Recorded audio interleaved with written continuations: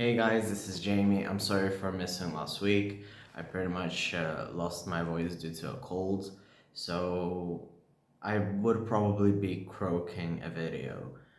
Regardless, I'm back. I feel a bit better, I feel a bit lighter. Things have been slowly getting better and everything, so that's nice.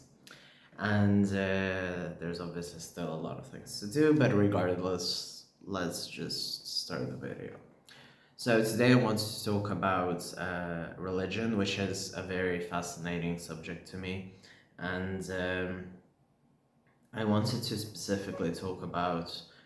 It's interesting how while we've seen a spike in religion due to obviously people being right wing in general, and that is very often correlated with religious beliefs, but not necessarily.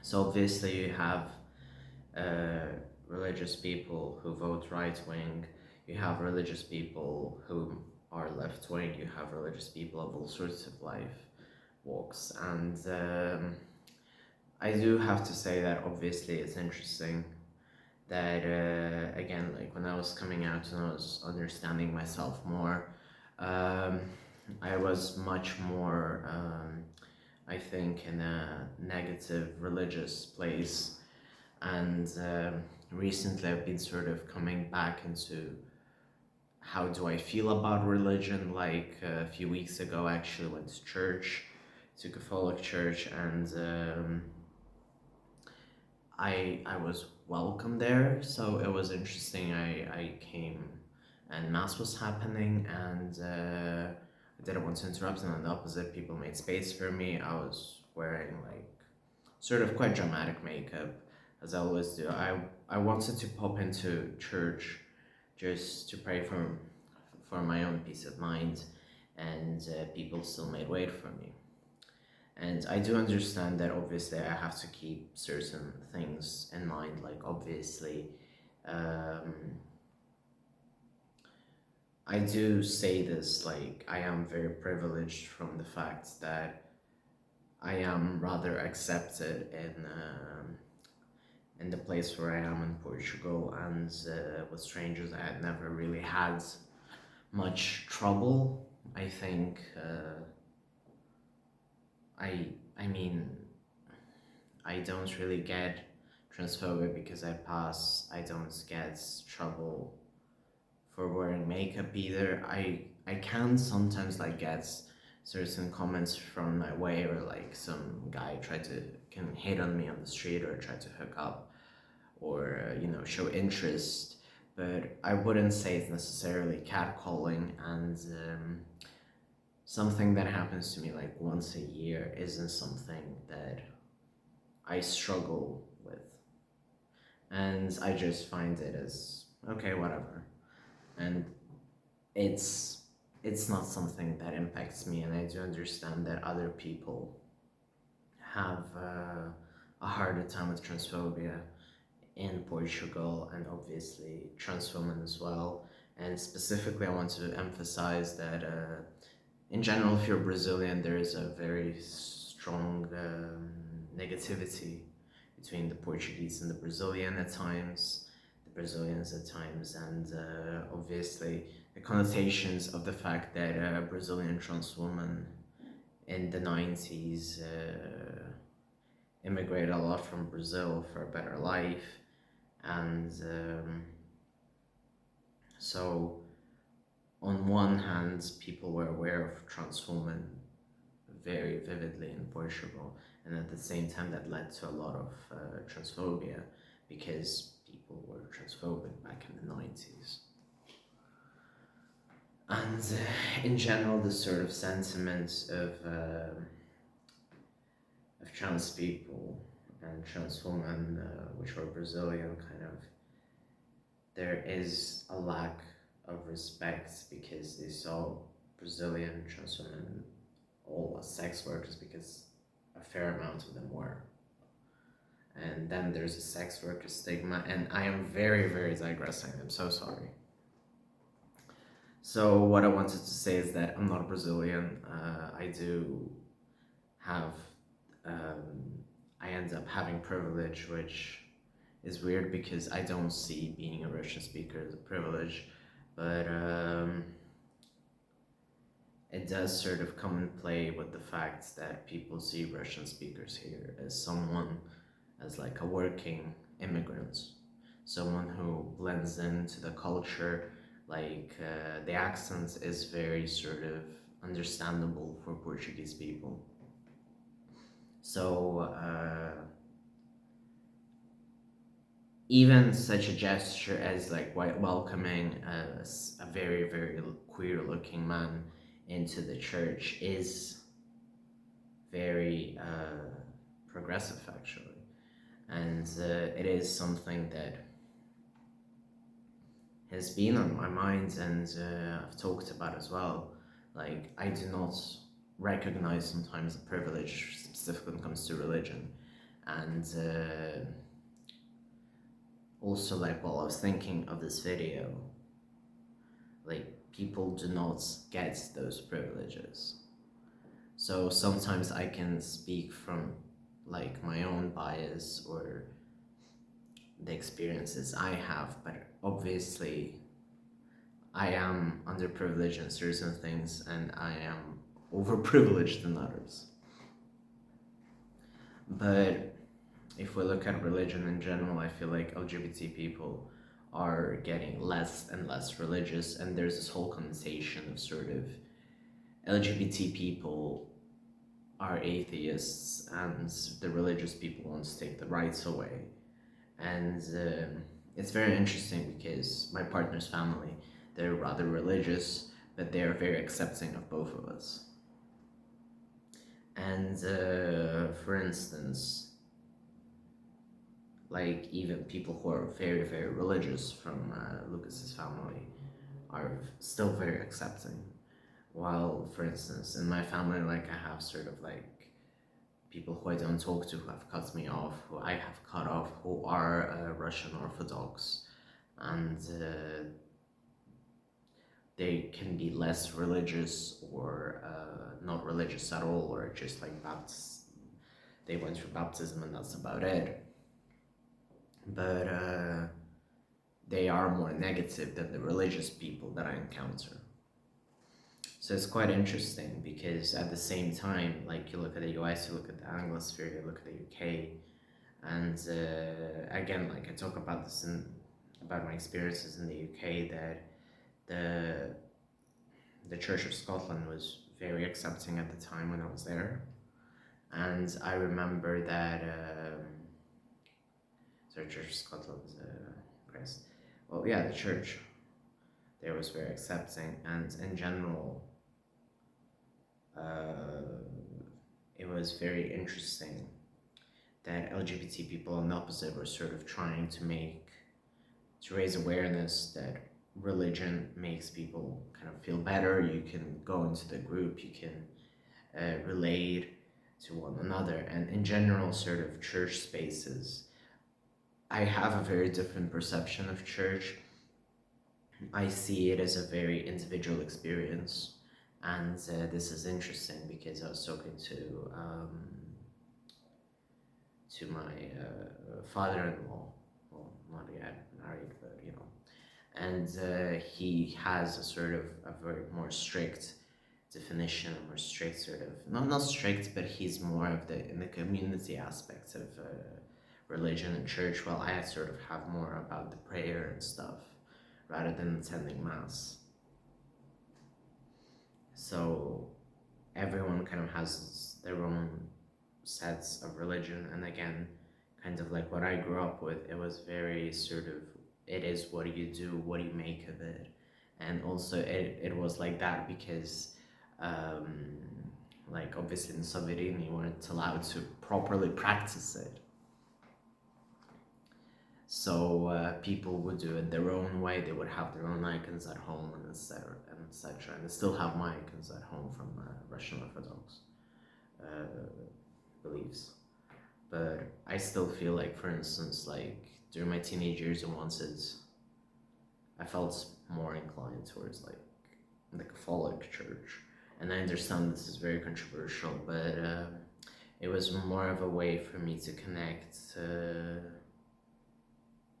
to being at the time from Lithuania and to Europe, and I wanted to sort of not be related to Eastern Europe. So yeah, and so it was sort of that thing, and then it kind of went through life with me. And I have been, if I attend church, it has been for many years, Catholic churches, specifically where I go to pray. Like if I feel like I need like some calm setting and to gather my thoughts and to sort of zone myself, and it's still very interesting because obviously religion is different for everyone, but again, like it does sort of give a sort of sense of grounding, and then to see it used as hate factually, it's fucking horrendous. And in general, if we're talking about religion, like obviously we look at the wars right now, and there is this demonization of Jews, obviously, with Israel, and people are equating very often sort of like Jewish people with like all Jewish people with Israel, when a lot of Jewish people are pro-Palestine and absolutely acknowledge that this is genocide, that this should not be happening. And then you have, for instance, then there's the whole, and I have talked about this in the past, there is a very difficult discussion of sort of talking about Muslim faith and Islam, and obviously people think that obviously every religion has its own sort of interpretation of LGBT people and extremes that people take it to, and people can be more accepting, they can interpret more liberally certain things. So obviously some people can be sort of more aggressive towards Islam in this case, and just because of the extremists, and just because of the past, because of the war on terror, a bunch of different things really. But at the same time, Christianity also has that. And then you have LGBT people who, right now specifically, fall in this pit of all religions are sort of against us.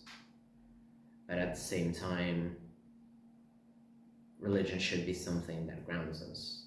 And like, even if we look at people who go through life sort of like closer towards the end, everyone sort of tries to find a sort of grounding way to accept death. And usually this way of groundingly accepting death is usually religion and reincarnation, or some sort of continuation of life after death, because accepting death is a very difficult thing. And I feel like it's very few people who I know who accept it, factually. And I know, like for instance, my grandparents, who I love dearly, they were communists to the end, and they were very against religion. And they were, for instance, people who actually went to death and accepted death as is. So for instance, right now, like we have a lot of musicians which go religious, and then they listen to very strong religious rhetoric, which is anti-LGBT. So we've had like Alice Cooper speak out against trans people,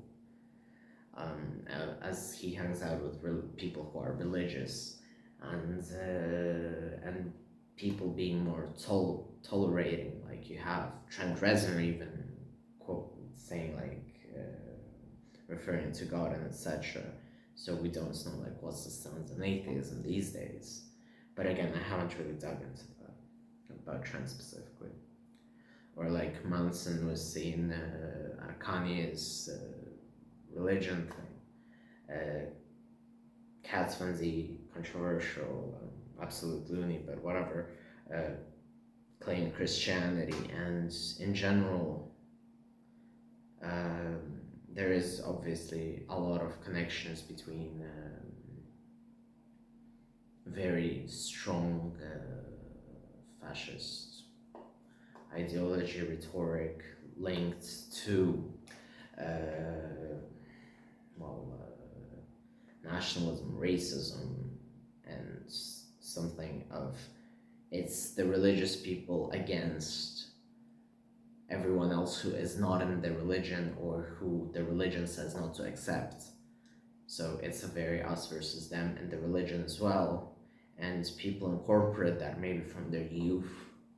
If to look at like certain musicians, like you end up having like Morrissey go right wing or whatever, and then these people are more forthcoming to accept religion, but they accept it in a very twisted way, in a sort of I will accept its ugly side so that I can accept death in a way, or because I'm aging, and it's quite interesting, and it's so people start using it in a way as a weapon sometimes, or rather very often these days. And another thing that I wanted to note was, for instance, like in Russia, like I have a good Russian friend of mine, and he said that everyone he knows right now is religious. He just happened to like ask him, is everyone religious? How is the religious divide? Because when I was growing up, everyone was mostly atheist. And right now he said, no, on the opposite, people are mostly religious from our generation. And that was very interesting. But in general, I also have to note that when difficult times come, people turn towards religion. And right now we're living in the worst possible timeline, parallel universe, whatever.